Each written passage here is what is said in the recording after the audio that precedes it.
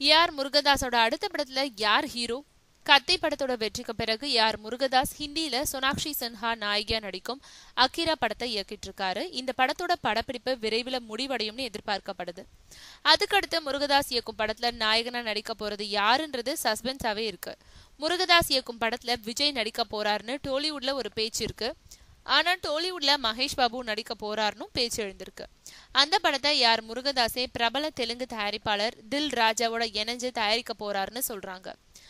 தமிழ் தெலுங்குல உருவாக உள்ள இந்த படத்தோட படப்பிடிப்பு அடுத்த வருடம் ஆரம்பமாகும்னு தெரியுது. ஆனா விஜய் ரசிகர்களோ விஜயோட அடுத்த படம் கண்டிப்பா முருகதாஸோட தான் இருக்கும்னு சொல்றாங்க. விஜய் இப்போ அட்லி இயக்கும் பெயரிடப்படாத படம் ஒண்ணுல நடிச்சிட்டு இருக்காரு. இந்த படத்தோட படப்பிடிப்பு இன்னும் 1-2 மாதங்கள்ல முடிஞ்சிடும்.